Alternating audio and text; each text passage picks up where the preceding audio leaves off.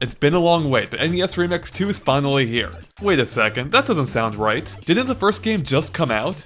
Well, whatever. So NES Remix 2 follows the exact same formula of the first game, taking a bunch of classic NES titles but serving them up in bite-sized challenges, which generally last no more than a minute each. It's a little bit like WarioWare, only with NES games, and a slightly less frantic pace. Or to put it another way, it's exactly like NES Remix 1, but this time it offers a vastly superior set of games, including the likes of Mario Bros. 2, Mario Bros. The Lost Levels, Mario Bros. 3, Zelda 2, Kirby's Adventure, and several more. Now to clarify, these aren't the full games. Instead, you'll find somewhere between 10 to 15 challenge stages for each one, all of which have a simple and mostly straightforward goal, such as defeating a certain amount of enemies, or using specific punches to KO an opponent in Punch-Out. Now the better you perform in each challenge, the more stars you'll earn, which are then used to unlock additional stages, including those in the remix categories. And those remix stages are where the game really comes to life. Whereas the normal stages mostly adhere to the design of the original games, the remix ones aren't afraid to, well, mix things up, both gameplay-wise and visually, as these versions usually come complete with updated graphics, like neat-looking shadow effects and entirely new backgrounds. Take this stage for example, where you ice skate around a frozen version of a level from Lost Levels, complete with a festive take on the classic Mario theme.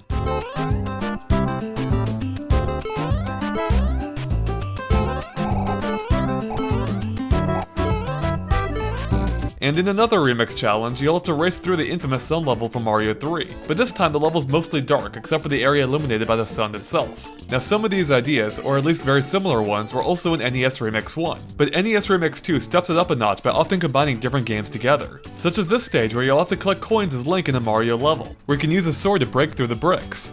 And in this Kirby stage, you'll have to battle Whispy Woods while keeping a watchful eye on giant boos from Mario 3 that are on the attack. Combining the games like this is really quite clever, and is something that hasn't really been seen before, at least outside of the Super Mario Crossover Flash game on PC. Really, the remix stages overall are quite a bit of fun, offering new and fresh ways of interacting with the classic set of games. But unfortunately, they're also the minority of it, as the rest of the time you'll have to play through comparatively dull challenges in each of the games in order to unlock more of the inventive remix stages. I mean, do you really want to play through a standard Mario level just to reach the goal, when you could be busy plotting Luigi's death instead? I'm serious, that's one of the remix challenges. Now to be fair, not all of the standard challenges are dull, and some are actually pretty engaging, but most of them feel far too pedestrian, often introducing a so-called challenge that had already accomplished in the original games anyway. So when put up against the much livelier remix stages, the standard ones ultimately just ended up feeling like padding. They're the vegetables you have to finish before moving on to the main course. Except in this case, there's more broccoli waiting after every bite of the good stuff.